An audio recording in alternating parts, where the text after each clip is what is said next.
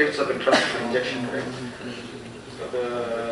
So doctor just told you that you should never take this lightly. Treat this as a major surgery. Don't take this just as an injection. Always treat this as surgery, and always, like in India, we are doing it only in OTs rather than in like in the West, where we are doing it in the outpatient department. The first thing is as simple as subconjugal hemorrhage, which can happen, and it is not of a much concern, but the patients sometimes get worried about this. And you should always, before giving the injection only, you should tell them about this, because once if you try to explain it later, they may think that the doctor did not do the injection properly and then he is trying to cover it up. So always before the injection, you can tell them that this can happen in a little percentage of patients. It's totally harmless and it will disappear within 2 to 3 weeks. Just a preoperative counseling is there. A lot of times you see people complaining of floaters. This is usually because when you give intramuscular, especially superior quadrants, the drug can move to the center of the vitreous cavity, giving rise to disturbing floaters. Again, can explain beforehand that there is a small risk of this happening.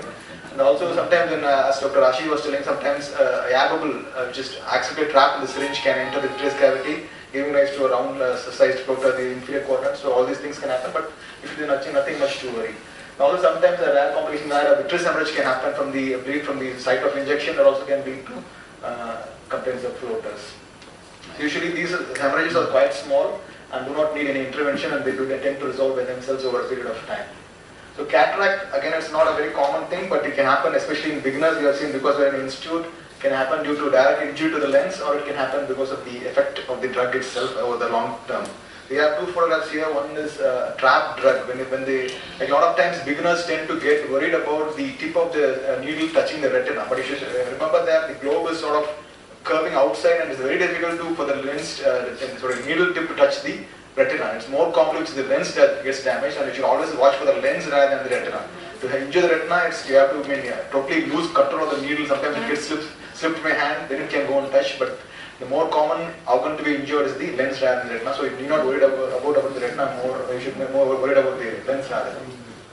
So one is injury where there's a lens triangle clinging onto the posterior lens capsule. Others are not the lens injury itself, but sometimes the injuries, the needle goes into the patella fossa, can get a clump. Sometimes it can seep through the zonules into the anterior chamber, giving rise to a pseudo-occupant picture also, even in phakic patients.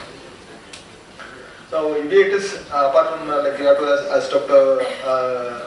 Lythoma was telling that differently between, Dr. Kim was saying about how to differentiate between uveitis and inflammation and infection.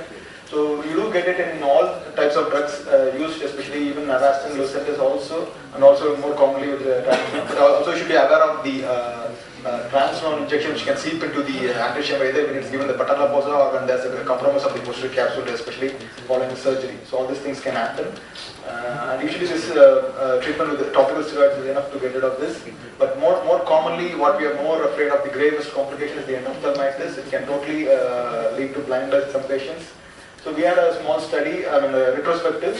We could pick out around 22 patients who developed endophthalmitis in the period of from Jan 2007 to March 2007. The total number 11,300 procedures performed for all types of injections. So if you see that 14 women and 8 males were affected, the mean age being around 60 years, because ARM is the most common indication in these patients. And as regards to the systemic conditions, a major percentage had diabetes mellitus, which could be a predisposing factor. And most of the, all the infections in this hospital were seen either with Avastin or Triamcinolone, and none were seen with the single dose vial, that is the ranibizumab, Macogen, or the Osiris. So this was approximately, you have a 0.1 incidence in the 0.18 incidence in the Avastin group and 0.23% incidence in the Triamcinolone group. So the indications ranged from PDR, DME, CME, secondary to vein occlusions, sometimes in other AMD also. So mostly it was seen in patients with PDR and DME. So we had around 10 of these eyes samples showing positive for cons, and 11 were culture. Almost 50% was negative for any culture growth, and one intraocular species was grown in this. The presentation ranged from around, if you take within 1 week, around 68% presented within the first week itself after injection, and 22 in the 1 to 3 weeks, and after 3 weeks only 9% people presented with endophthalmitis. So again, the vision was slightly tending to be better in patients with the cons positive group. And like comparing to other studies, you can see that in the prospective studies, as like Vision and the Higher et al. Study, they are in the range of around 0.16 to 0.2, and the retrospective studies ranged as low as 0.009 to as high as 0.87. This was the rate of infections.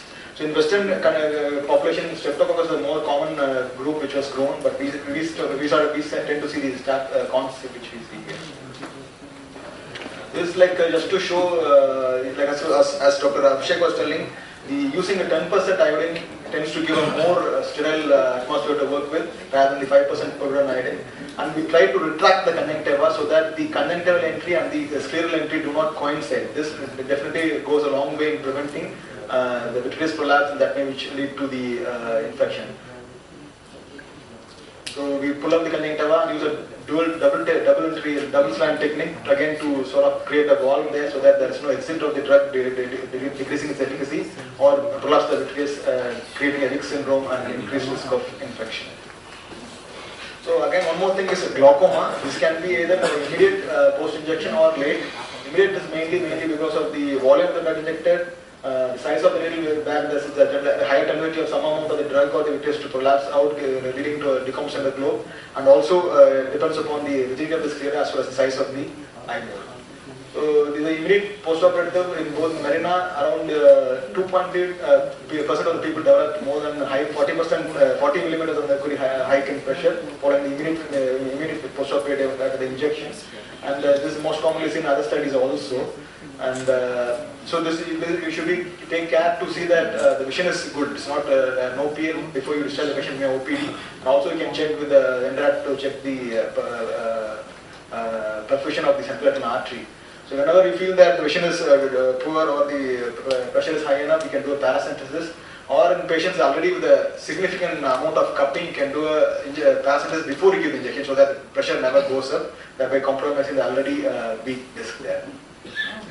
So long-term effects can be mainly because of the steroid injections, both transdermal as well as the dexamethasone inserts.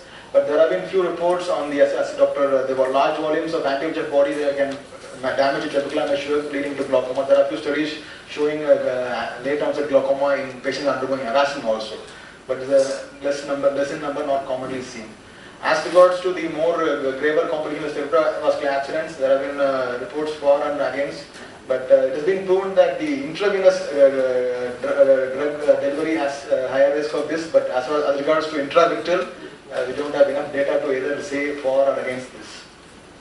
Retinal detachment is again very uncommon. Mainly when you lose control of the needle, sometimes it can flip over and injure the retina, but otherwise it's very unusual to get a retinal injury just because of the needle tip.